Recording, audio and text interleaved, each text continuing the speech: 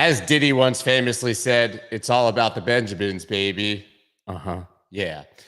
Well, it is all about the Benjamins. It's all about the dollar and the dollar's effect on every single other market. I know that my guest today, Christopher Inks, aka TexasWest Capital, my mentor, agrees. And we're going to talk about that, looking at the dollar chart and how that is affecting the rest of the market. It is Trading Tuesday, as you guys know. Yesterday we had Macro Monday. And so I'm going to always have a guest trader on Tuesdays to share their charts, thoughts on the market, and of course, what they're looking at for future trades. And we can't forget to mention the fact that, tomorrow is yet another rate hike meeting, and we're going to find out at 2 p.m. Eastern Standard Time what's going on with the Fed. You guys don't want to miss this one. Let's go. Let's go.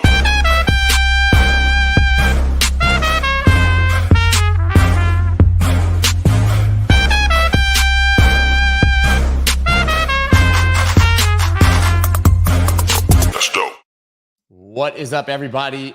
I am Scott Melker, also known as the Wolf of All Streets. Before we get started, please subscribe to the channel, close your eyes, do your hands like this, and take a long, extended nap on the like button.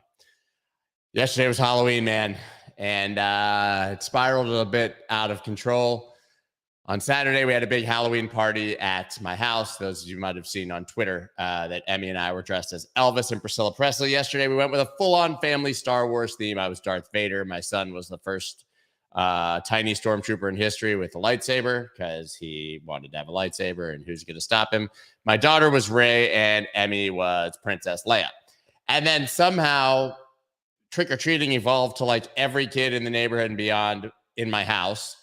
And then a bunch of the parents deciding to go see Shaquille O'Neal DJ in some back lot with like 5,000 college kids dressed as slutty nurses, slutty doctors, slutty nurses assistants, slutty dental assistants, and slutty dentists, or whatever women, girls dress as these days. And my night turned into spraying champagne over a crowd of college students' heads at 1 o'clock in the morning. So I'm tired, but man, it was fun. It was fun. I'm an old man, but I relived it for about one day, but none of you were here for that. Oh, and I was dressed as a Bitcoin. My friend gave me a costume that was just a big orange Bitcoin, kind of like one of those signs that the guys have to wear when they stand outside looking super depressed, telling you there's a 50% sale on stale bread. I was wearing one of those that was a Bitcoin. The videos are on Twitter. It's there, sadly. Sadly, it was captured, and I decided to share it. But it was pretty fun. Shaquille O'Neal is a hilarious human person. But that's not what you guys are here for today. Today, you are here to see and hear what Christopher Inks, TexasWest Capital, has to say about the markets, because that's why I'm here as well. What is up, Chris, man? How you doing? Hey, what's going on, man? You recovering from our trip to Vegas? I think I still am. Yeah. I don't get out and about as much as you do. So, I think the most shocking part about Vegas wasn't being up late or partying. It was the price of bottles of water. Hey, man, in room, I paid, I think $12 a bottle. So for like the little ones. Yeah. It was kind of ridiculous, but it's kind of like the airports. It is what it is, right? You're kind of held hostage there while you're there. Yeah, sometimes I'm not sure if it's inflation or just that they're taking advantage of you because they can. I think it's probably the latter, to be quite frank. I don't think it's relative to the increasing price of water on the planet. But speaking of inflation and macro, you and I have obviously discussed this before, but it's pretty much all about the dollar right now, right? Oh, man, yeah. It's what it's always been. I've always talked about it.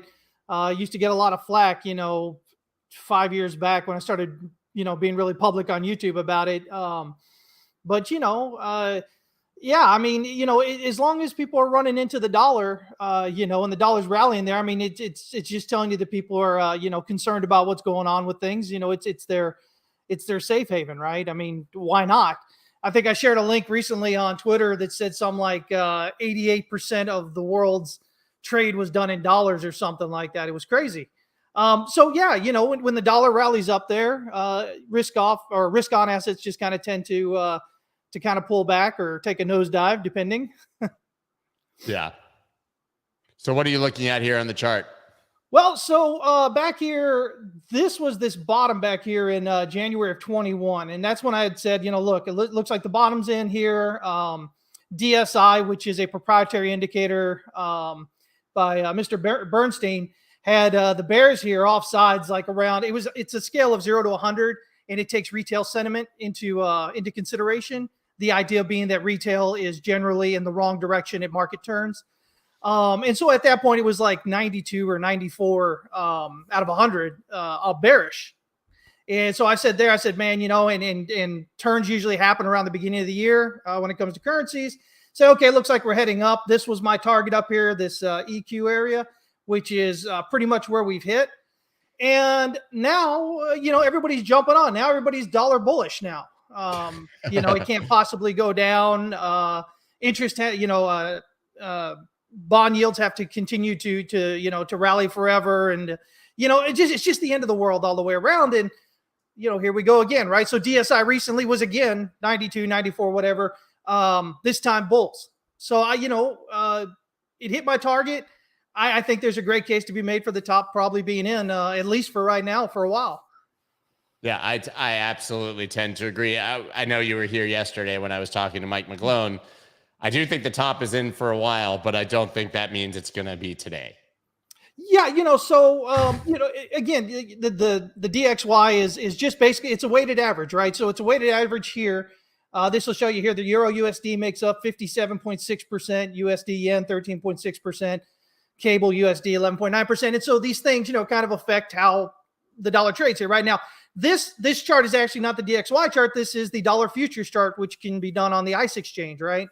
And I like this because we have, the volume information here to kind of go along with it.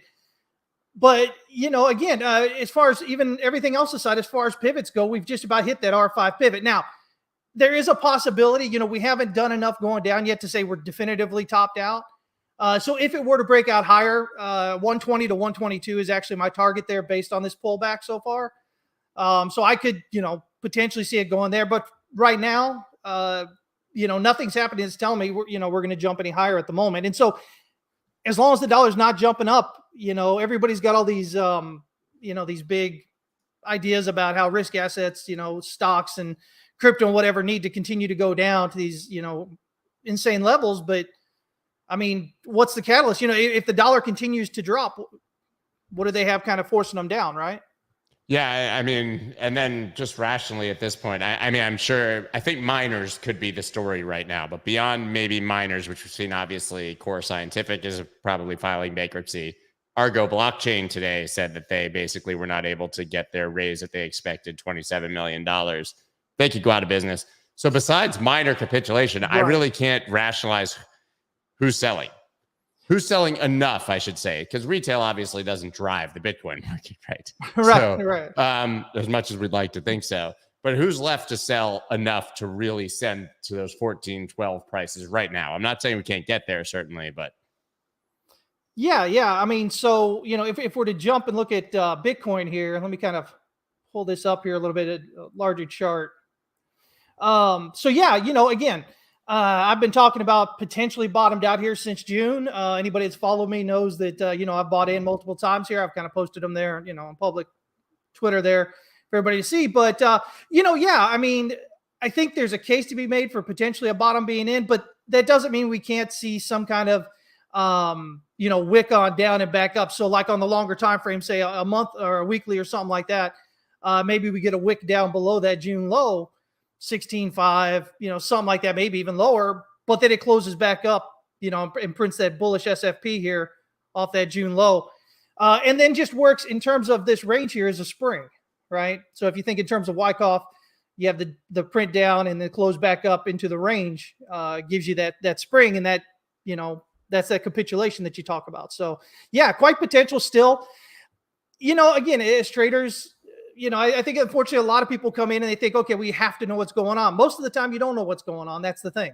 So risk management, proper risk management is what you need. And then you kind of figure out a narrative and you go with it, and you have to have, proper validation and validation levels. But, we've overcome this high. So if we overcome this one and this one, I mean, I think if we overcome this one right here, this is a 22.8 on Coinbase. I think if we do that, we'll definitely be challenging the highs here, but I think we're heading up to, 30, 31. And if we're breaking out above 33 or so, I think that's all she said. At that point, everybody's going to be kicking themselves for not getting in down here. Yeah, that's actually interesting. So first of all, I view any break below that 17.5 level as a screaming buy. Yeah. I mean, which is funny because I think that's where people are looking to short, right? You're looking for the break of the lows, you look for that retest, you short it, or you short the breakdown, and then that's when you get absolutely smoked by the whales. Exactly. I have bids down to like 10 just in case, but I don't think it's going there. Yeah. Well, as we've seen, you have stupid bids, right? I mean, what do we have back over here during 2020, right? We had this nice drop here, and people had bids down here, just didn't really expect them to ever hit. I caught it. It was at like, it was sitting around 6. It went from 9 to 6 or whatever it was right before the COVID thing. And I remember I've said this so many times. So I turned to my wife. I was like, I'm going to buy Bitcoin at 4,000 if it hits that. I don't think it's going there, whatever. And I woke up and it was 6,000. I went to bed. I woke up, it was 6,000.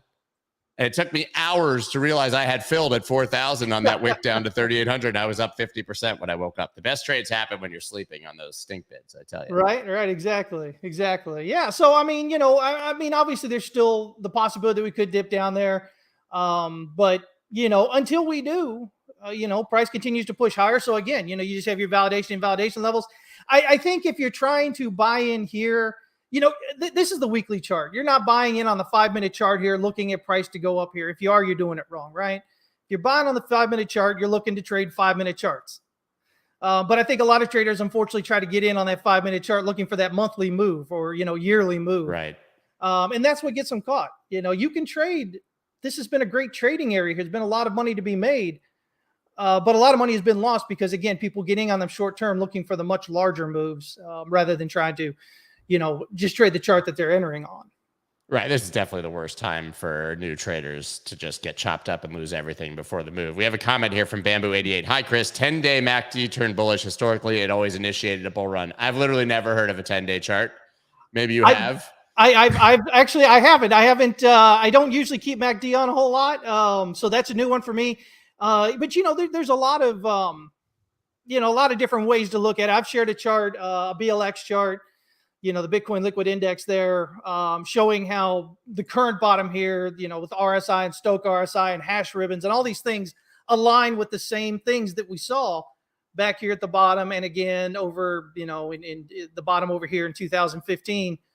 Matter of fact, as far as the weekly goes, this right here dipped into oversold here on the RSI, and it's only the third time in Bitcoin's history. Ever. Again, the previous two times being 2018 and 2015. So, we do sit under that 200 MA though.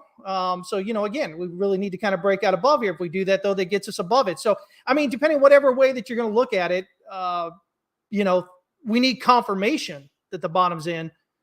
But, faster money makes bigger profits, right?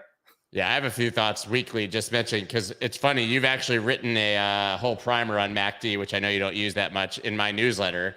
But if you just take a look at the weekly, these are EMAs for everyone, not MAs. It's the one chart I actually have exponential moving averages, so don't get fooled that those are MAs. They're not. They look very different. But then we did have that massive bull cross there in August of MACD on the weekly, and the histogram seems to be growing. So if you do look at MACD and you like it on the weekly, that looks really good. Then also, I mean, you mentioned that 33,000, 32,000 level. That's the level I've been watching this whole time, right? Because we have this series of lower highs and lower lows, obviously. Yep. I was actually one of the few people hoping we would break below 17.5 because that would make 25 the lower high and basically mean we can break out of the bear market at 25. Right. But right now, the real lower high we have is 32,375. So like you said, that's the number for me that has to be broken to even talk about the bear market being over.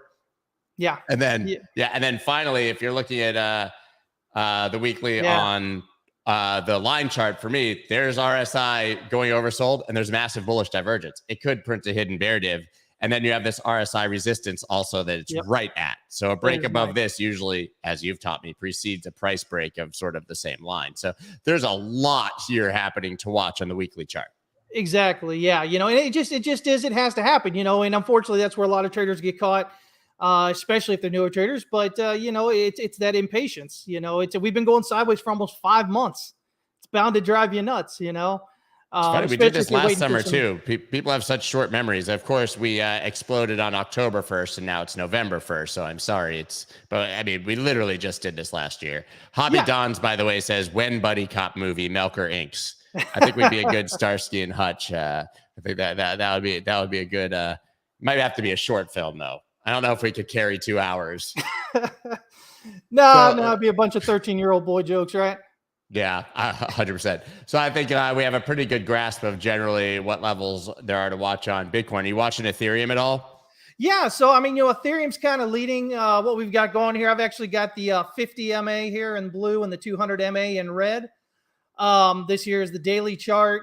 Again, for all intents and purposes, we are range bound here. You can make it into range bound here and then here. But either case, I mean, especially if you're looking at here and you go, well, why did price break out? I mean, this range right here, you can see volume dropping off. You can see you've got this huge spike of volume down at the lows here and this large lower wick.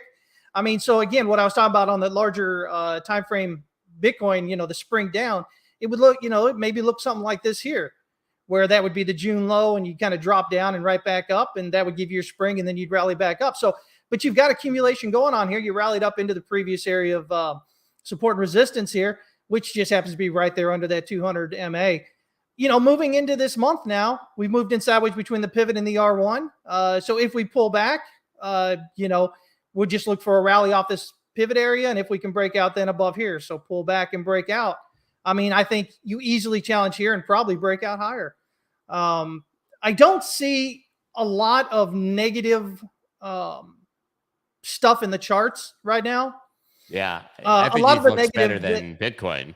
Yeah. A lot of the negative that I'm getting is just people and their narratives, but fundamental narratives are, guys, people make fun of economists all the time. These guys with PhDs that get it wrong, right? And then they come on here and they pontificate about how you're right without their PhDs in economics, fundamental analysis difficult. I always teach traders to learn the charts because it's so much easier. And if you come from the idea that, social mood is projected onto the charts, which then creates social action, well, all of a sudden the charts are leading and not following, and you're not behind, you're ahead. You're not chasing news events anymore.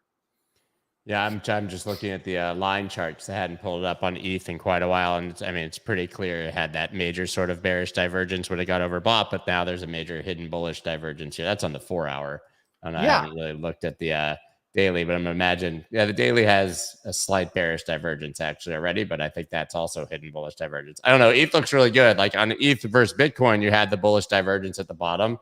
It's overbought now, but it's overbought without the bearish divergence. So maybe it chills for a minute, but I mean, it's just hard not to like this better than Bitcoin when you look at the pairs against each other. Yeah, exactly. And, I don't think you go wrong either way. Ethereum, Bitcoin, I think, I see some people out there now really, rah Ethereum, but I think at the end of the day, they're the two largest ones out there, and Ethereum may flip Bitcoin at least for a bit. But at the end of the day, I think, if you're a prudent investor, you've probably got money in both. Ethereum's definitely been the runner here, but it's always been that way, right? I mean, Ethereum is still an altcoin, right? And so all altcoins kind of have that exponential movement against Bitcoin. I think you're good either way with that. Well, speaking of altcoins, are you watching anything? I know one we have to talk about that we probably don't want to. I'll give you a hint. I'll give you a hint. Give me a hint. Shibu? What? No. Doge? Well, I mean, it is a Shiba Inu technically, so maybe we need to look at that. But yeah, I was just going with the dog. I'll pull up Doge here. So here's something I posted. We had a chart request with my tier 3 members, right? Matter of fact, I think it was just yesterday. And I posted this idea here, the idea that we've got this 3-wave pullback, finding support around the daily pivot, that 4-hour pivot, looking for a breakout above that resistance, based on the height here, giving us a target probably around, 18.24 cents or so. As you can see, we rallied up to the pivot, kind of pulling back. You see we've got bearish divergence here. Well, not quite. That swing high there is on the move down. So it's not, but you do see that the momentum here is dropping off as we've kind of rallied here. So, again, kind of looking for a pullback here. We'll want to see it stay above this area. And if it can do that and rally up off here, looking probably at least at that 18.24 cent kind of area coming off there. But the bigger picture, again, I think is, here we are. We're above that daily pivot, right? So we come in sideways. What is that? I'm trying to see. What is that? Where's that daily pivot line up? It's right there around 11.12 or so, 11.125. Yeah. So I mean, sense. I mean, that's right off. Yeah, I'm going to pull up a chart in a second. That makes a lot of sense. And you can see that right there is just this support area here. So I mean, effectively, again, looking at accumulation here, this nice breakout here. So you rally up, you pull back, you keep up. Or we've actually moved into this range right here. So basically, you want to see R1 pull back to the pivot and then break out higher, on this larger time frame. But yeah, it's amazing when you look at these charts and see how many things align. This is my daily Doge chart that I have here. And listen, I didn't even know if it was going to break 9 cents. I was sort of cautious there because this was, to me, the key resistance right here. And it actually made break above. But like this support right here is exactly the daily pivot you were talking about. Yeah. And your pivot pullback lines up literally exactly with the resistance from here around 15 cents. Like the pivots are exactly where you would draw your lines yourself anyways. It's pretty incredible. Exactly. And I mean, if you zoom out even here on the weekly, I mean, this looks great. You've got this huge kind of, I don't think I've got it on this chart here now, but you've got this, from back here in May of 21, that resistance. This is what you want to see. People are always talking about breakouts of resistance. This is major resistance. It's been in for, again, May of 21, year and a half almost. You want to see large candle spread here, large volume, spike of volume on that breakout. If you see that, usually that's indicative that it's a legit breakout and price is going to continue up higher. I see little reason to think that Doge isn't going to, make a new all-time high. That's interesting. Now, you're looking at that in the weekly, but yeah, that happened right when I was cautious about 9 cents. Perhaps I should have been less cautious. That said, I mean, this did push RSI to 93 on the daily. 93. Yeah. I mean, crazy. It's still times, 91. Well, and it's Doge, right? So we get these spurts of really strong movement often through it, right? So it's kind of there on that shorter time frame, but I think people end up in situations like that. I think they end up shorting too early, and you get kind of caught, unfortunately. So I think in theory, with the breakout you showed, this should eventually go back to. I'm not saying it will, but it should theoretically go all the way back to the top, right? Say that again. With that breakout, you should effectively, your target, it might take literally years, but is 74 cents right back at the top. Oh yeah, definitely. I mean, if with this breakout here, again with that large candle spread, large volume, my initial thought is we should be, targeting this. This kind of what I'd like to refer to as a supply structure up here. Right there. So the low to the mid range there is like right around 57.35 to 64.13, at least on an initial push. But I think, you make it up there, you pull back and you break out. I haven't even looked at SHIB, but I have to assume that it's following somewhat. Yeah, SHIB's is a worse version of the same chart, kind of, but still has that same breakout. Actually, if you draw it, I'm just kind of looking at it myself as not off camera, Yeah. But I mean, SHIB is not so. I don't know if you have a SHIB chart, but not so different. I don't at the moment, but not nearly as far along. Not that exciting now. Is there anything else that you're watching outside of these? Anything that you've queued up for, if something happens? I always like to tell people, and I know you have the same approach. It's like people want to be fed by this now. But if you're really trading this market, my feeling is that you just one day open 20, 30 charts, set a whole bunch of alarms on areas you're interested in, and then close them forever. Yeah. Until you see an alarm, because then anything after that point is just going to be over analysis paralysis. Exactly. And I mean, so, especially if you consider maybe the bottom's in, when you're looking at something like that, I mean, you've got XMR here, Monero. We've got this, this larger descending channel here. We're kind of finding resistance right at the EQ. We've got this local, looks like a bull flag going on. We've got this potential kind of, barrier triangle here. So yeah, I mean, I'm looking for a break out of this. It's just those three areas. It's the EQ, it's the resistance, and it's the resistance here. And I think if you get that, you're running up here, basically to this channel resistance up here. Probably right around 245 or so, at least. And then I think I think you kind of break out and continue up higher, because I think if you're getting that high, the odds are significantly increased in your favor that the bottom's in, and you're heading up higher. So XMR, we're seeing that. If we jump over here, let me see here. Pyre's one I've been kind of talking about a bit. That's Vulcan Forge, right? Yeah, Vulcan. Yeah, Forge, yeah. Same kind of idea here. We're on top of the major area where everybody's interested in, as denoted by the high volume node over here, right? And so we're above that. We've got, again, the same kind of barrier triangle idea happening. We've just broken through that descending channel resistance, and we did it again with large candles, large candle spread, large volume, rallying up to the R1, pulling back to the pivot. And so now we want to see, can we now pull back and continue to make higher lows and then break out here? If we do, I think 731 is an easy target. I think we probably get here closer to 832 at least. But, again, the resistance here has been through almost a year now. And so we're breaking this. So if we're making it up toward that kind of area, again, I think you kind of pull back and just break out and continue higher. Yeah, I'm just pulling up a Pyre chart myself because I haven't looked at it in a long time. But I'm on the wrong screen here. 1 second, I will fix it.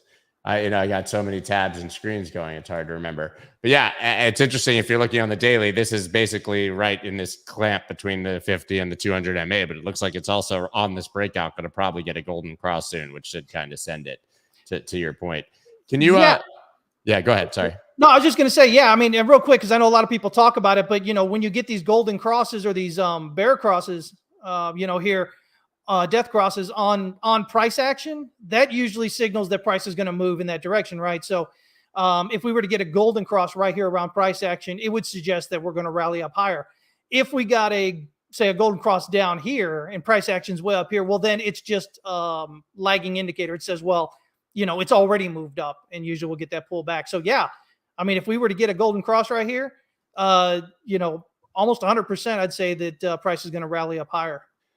Can you actually, just for people's educational purposes, because I mean, you've seen mine certainly, but I've seen your also evolution to some degree through, MACD, RSI, pivots, Elliott wave. You kind of, I know that as traders, you just sort of vacillate between what's interesting because that it doesn't matter what system you use. But can you talk about pivots a little bit? Because I know that you love them, and most people in crypto certainly never use them. Right? It's fairly common, and they're mathematically determined, so it's not arbitrary. Yeah, and I think it's a great thing for new traders. I remember when I first started, a lot of the difficulty I had was understanding where the swing highs and swing lows were that really mattered, understanding where the real support and real resistance was. So, I mean, if you're a new trader, if you have trouble with that, with consistency in that, man, you should be pulling up just traditional pivots. There's so many ways you can go with it based on different systems, DeMark and Woody and all this kind of stuff, Camarillo. Just use traditional pivots.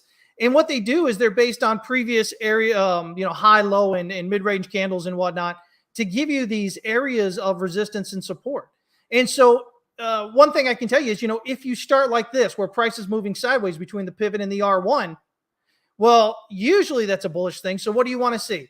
So you want to see a pullback to the pivot area and then a breakout above the swing high. If you can get that, usually you're going to rally at least through the R3. Now, if you do this, say you come in sideways here and it doesn't come back to the pivot, it just kind of keeps rolling through the R1 up to the R2. Usually in that case, it's going to rally all the way up through the R5. It's a very bullish kind of move. But if you do happen to say pull down below the pivot, usually you have one more chance. It's the S1. And as long as it can rally back off that S1 and break back out above the pivot, most of the time it's going to take out the swing high, which then, again, we'll say it's heading higher. And so no matter how you're trading, if you have that in mind, it just kind of makes it easier. Most of the time, when you're coming in sideways between the pivot and the R1, you're going to get 5 waves up to the R1.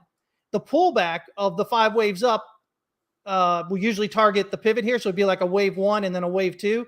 And that pivot is usually going to be 38.2 to 50% retracement. So if you're using Elliott wave, well, again, usually it's a wave up wave 2 pullback and then wave 3 on the breakout. So yeah, I mean, pivots are really, I think, underused by a lot of people. Yeah, it's like you said, I love the point that it's good for beginners because it effectively works the same way as trading support and resistance, but you don't have to draw them. Yeah, you don't have to figure it out. You don't have to figure out and then draw your line completely wrong in a completely ridiculous place. And I see you also have VPVR on the right, and you can see that the pivot lines up exactly with the high volume nodes on the right. Yeah, exactly. And for anybody that doesn't know, this is volume by time here.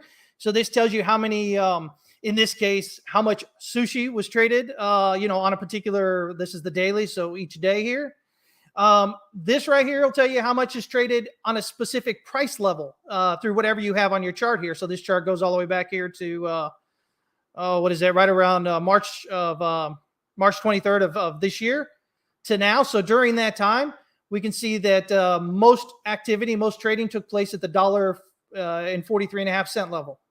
And so that doesn't mean it's bearish or bullish. What it means is if you're above it, it should work as support.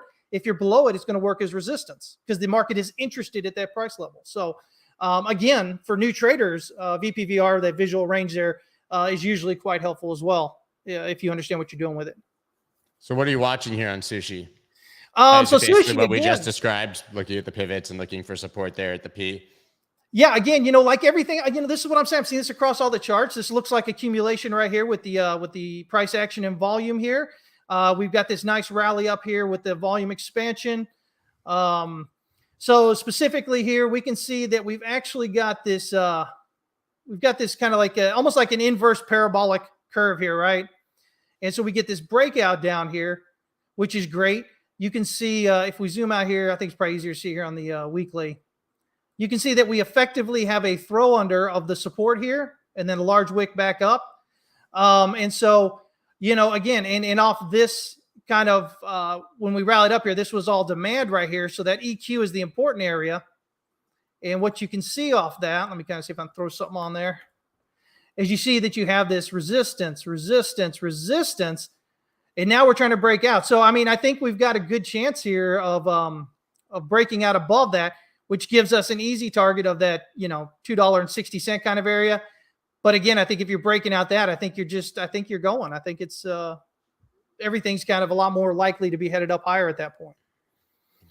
I'm deducing from my charts and yours that things don't look as bad as it would seem from reading Twitter. Well, Twitter is its thing, right? Yeah. I think sushi looks pretty good here, right at support. I have to agree. I see a couple requests over here, which we never do, but I'm gonna look. I don't know if you have an FTM chart. I'm not going to keep you that much longer. I know we looked at Fantom last week, but it seems like it's just ranging. But it's really interesting that it swept the bottom there. Yeah, I like that. And I like the volume expansion there coming up off those lows as we've rallied up. We've kind of hit that previous area of support there right in that area. If you go back over there even more, here-ish. Yep. Yeah, you keep going left there. You can see that all there. I think if you break that, literally, right. Yeah, just pull it all the way back. That's literally the swing low of the entire move. Exactly. So you break out that with volume. I think you're good to probably check those. What is that? August highs over there or so? Yeah. Oh, I'm sorry. Right that here, one. Yeah. Right around 41 cents. It's a big move. It's almost double. Yeah. The high there's 42. We're seeing at 23. But there's people who are going to buy this right now because it went up, and you're literally right against support with 3 wicks above. So that exactly. You don't want to buy resistance. You don't want to short support. This is basic stuff that's really difficult for new traders oftentimes to kind of get into because it's all emotional, right? Yeah. But yeah, definitely don't be buying resistance. Sometimes it'll fly through it and you'll miss it. I think people are really scared about, oh man, what if I miss it? Well, you're going to miss a lot of stuff. You're going to miss most of the stuff as traders. But you're going to get a lot of stuff too. You just need rules that you kind of stick by and don't make exceptions for.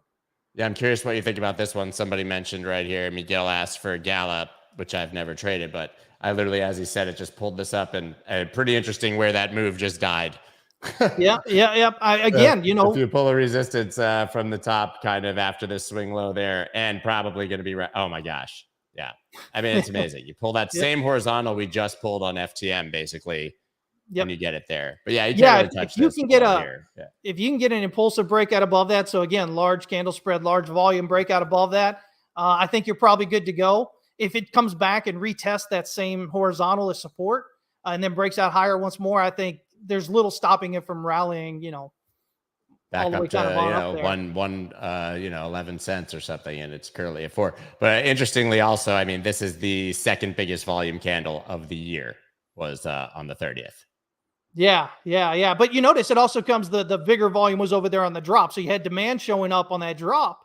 Yep. And now it's showing up kind of as resistance at the moment, And so again, that's where that whole breakout comes. If you get it on volume and candle spread, you don't want just little candles, little volume on the breakout. You want to see some really significant, hey, look at me, I'm here, kind of volume breaking out above that. And if you can get that, I think it really just sets it up for that rally up.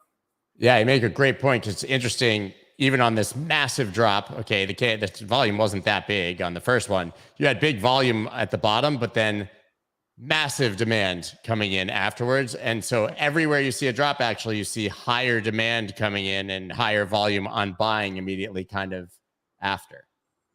Yeah, that's pretty good. And that's what you expect on those drops to begin with, right? I'm going to put an alarm on that one.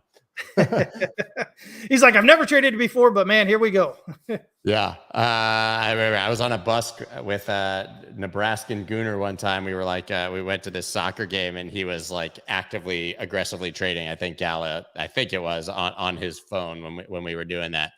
Anything else that you need, that you feel like compelled here to share? Anything you're thinking about the market in general? Any knowledge to impart? I mean, do you trade, or better question, do you trade around rate hike days and the big announcements, or do you kind of chill and see what happens? So most of the time, pretty much almost all the time, I won't actually go and actively trade during news events. It's too much volatility. You can get in the right direction and just be knocked out by that volatility.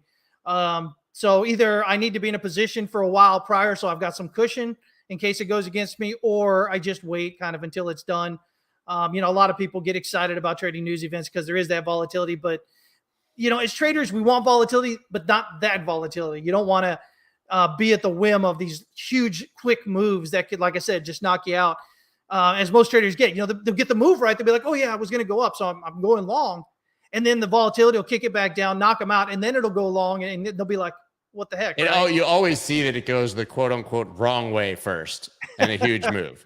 You get and bad news and it pumps really quick, and then by the next day you're dumping to Hades, right? And it kind of does it. Yeah, exactly. Everyone wants to know where in tools is pivot. It's an indicator. You pull up, you go to indicators, and you look up pivot. You'll find it. Yeah. You just go there. Like I said, just choose the traditional pivots. Don't worry about Camarillo or anything like that. You can do that maybe at some later point once you understand how those are calculated. But I just run traditional pivots. Beth wants to know, are you buying Doge? I can tell you that I'm not. Not at the moment. I want to see we had again that strong rally here just recently, and it could potentially I think is going to maybe head up a little bit higher. I'm more interested in waiting for a more significant pullback before getting in. Yeah, I mean, for me, and I'm just going to admit it, I'm emotionally stuck on Doge below a penny. I just can't, you taught me, right? I tell this story all the time, but when Chris first had a group, it was not even, Discord didn't exist. I don't think Telegram existed. It was Trello. Is that what it was called? I think it was, man. I think so. Something like that. There were these little cards, right? And each card was a trade. And I will never forget, of all of them, you had one quote. You said, do you want to get rich? This is how you get rich. Right. And you showed a chart of the old Doge pumps. Back then it was versus Bitcoin because you could not trade Doge against USDT. We didn't even think about it. It was 15 sats when Bitcoin was like $1,000, $2,000, $3,000. We're talking about fractions of a penny. And we used to just ride those waves up and down. You taught me how to do that. But now that's how I traded Doge. That's not a thing anymore. So Doge just leaves my radar. I don't know. I mean, that was the easy trade, cycling year after year, but it is what it is now, right? Yeah. Somebody's asking for, we're going to do one more and then I'm going to let Chris go. Somebody's asking for BNB and I know I do have a chart. And I think this one came right into resistance as well, for me, at least. Yeah. Kind of swept that range, the nice breakout right here at support, but right into the highs at 337. I can't see touching this below 337. Maybe a pullback here to like 300. Yeah, exactly. You want to see a pullback. That's a good resistance area there. I mean, you can continue to pull that line left there and see how it aligns all the way back, way over there. Yeah, all this. Literally but again, it's a big area of resistance, so you'll probably see a decent pullback, and then volume and price. You want to see that volume and that larger candle spread on that breakout. And that should be a good indication it's probably going to head up higher there. Yeah, I'm assuming that this is, here, let's make it a rectangle to give people an idea to see how much price action is in this area as resistance and support. Let me make it like red or something glaring. I mean, yeah. and that's all off of this high. It's incredible, actually. Yep. Yeah, that's going to be a tough nut to crack. Yeah. I mean, I think it's got a good, a good probability of doing so. It's, we've seen all these charts and they're all kind of showing the same idea. It looks like we've had accumulation. Looks like we're getting a nice breakout. We're hitting resistance. Just look for that larger breakout on that resistance. Yeah. We're all looking at the same thing. Now, I know Chris has an actual life and things that he needs to go do that are probably a lot better than this. And you mentioned a few times your group. Do you want to just tell us a little bit about what you got going on over there? Yeah. So, I mean, TexasWestCapital.com, howtotradetowin.com. You can get in there. We've got multiple tiers. You can get on just, if you're only interested in Bitcoin, do Bitcoin updates multiple times a day, video updates, chart updates. I always give live charts to our members, so nobody has to actually go out there and, do it all themselves. All the information's already on the chart. And so the level's already marked and everything. But yeah, we've got that. Tier 2 gives you some the trading foundation stuff that we do, education, and multiple daily and intraday updates. And then tier 3, of course, gets you all that plus more updates. And we do, Forex, we do some crypto pairs, we do indexes, stock indexes, we do gold, silver, oil, natural gas, futures kind of products there. But then we also do 3 live streams a week trading. So only Discord server I'm in. Yeah. So, it's a lot in there. And we're about to actually launch an actual coaching program coming up pretty quick here. So if anybody's interested in that, just send me a DM. Let me know you're interested and I'll pop the information as soon as we get it. I can vouch for that. Even though I was never official. Everyone's like, I always call Chris my mentor. I don't know if Chris would have called himself my mentor, but I just bothered him so much. Really. I relentlessly bothered him about every question I had, and he was gracious and kind enough to help me along the way. And really, that's the way it is. You can't learn any other way. Got my whole start as a result. So it's much appreciated. Everyone, please go follow TXWest Capital on Twitter. That's right, isn't it? TXWest Capital. TXWest Capital, yeah. And we're gonna have Chris back quite a bit. And please go check out the group. I promise you, it is absolutely worth it. So tomorrow I got Will Clemente doing some on-chain analysis. A world that honestly not my thing, right? And I'm not saying because it's not valuable, but just like Chris alludes to, like, if you believe that the news is in the charts, just look at the chart. You don't have to become a fundamental analysis. Well, for me, I'll just ask people who are really good at it to explain to me what matters in on-chain analysis, because I'm not going to become a master at it anytime soon.